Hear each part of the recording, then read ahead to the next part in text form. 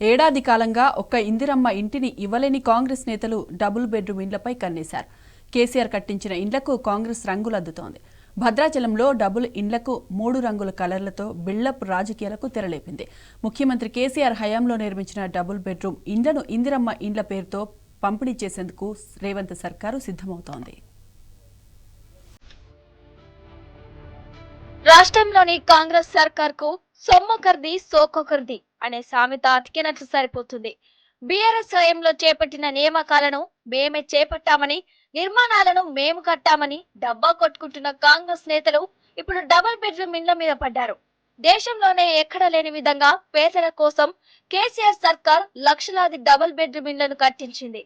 తీరా ఎన్నికలు రావడంతో లబ్ధిదారులకు వాటిని అందించలేకపోయింది.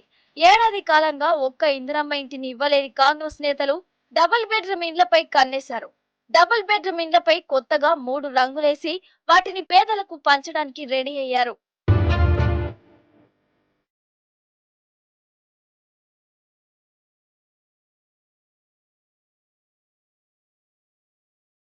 సొమ్మొకర్ది సోకొకర్ది అనే నానుడికి కరెక్ట్ గా సరిపోయేలా భద్రాచలంలో డబుల్ బెడ్రూమ్ ఇండ్ల పంపిణీ జరిగింది. బీఆర్ఎస్ హయాంలో అప్పటి సీఎం కేసీఆర్ డబుల్ బెడ్రూమ్ ఇండ్ల పథకాన్ని ప్రారంభించి భద్రాచలానికి 88 ఇండ్లను కేటాయించారు. ఏఎంసీ కాలనీలో ఒక్కో ఇంటికి 5 లక్షల చొప్పున వెచ్చించారు. ఆ ఇండ్లను లబ్ధిదారులకు పంపిణీ చేశారు. 2018 తర్వాత మరోసారి సీఎం గా బాధ్యతలు చేపట్టిన కేసీఆర్ పట్టణానికి రెండో విడతలో 250 ఇండ్లను కేటాయించారు.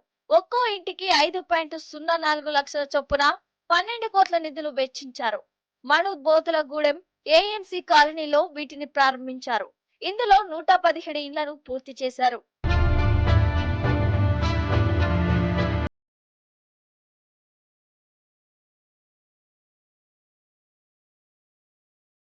భద్రాచలంలో డబుల్ బెడ్రూమ్ ఇండ్లను లబ్ధిదారులకు పంపిణీ చేసే లోపే 2023 అసెంబ్లీ ఎన్నికల కోడ్ వచ్చింది. ఆ తర్వాత అధికారంలోకి వచ్చిన కాంగ్రెస్ కేసీఆర్ కట్టించిన డబుల్ బెడ్రూమ్ ఇండ్లను ఖాతాలో వేసుకోవాలని స్కెచ్ వేసింది. తాజాగా 111 ఇండ్లను లబ్ధిదారులకు పంపిణీ చేసింది. ఆ ఇండ్లకు కాంగ్రెస్ పార్టీకి చెందిన 3 రంగులను వేసి తమ ప్రభుత్వమే కట్టించి ఇచ్చిందని కలరింగ్ ఇచ్చింది. నిజానికి ఈ 250 ఇళ్లకు 12 కోట్ల నిధులను కేటాయించింది. కేసీఆర్ ప్రభుత్వం చేపట్టిన వాటిలో మరో 133 ఇండ్లు వివిధ స్థాయిలో ఉన్నాయి. కాంగ్రెస్ పాలకుల తీరుపై లబ్ధిదారులు విస్మయం వ్యక్తం చేస్తున్నారు.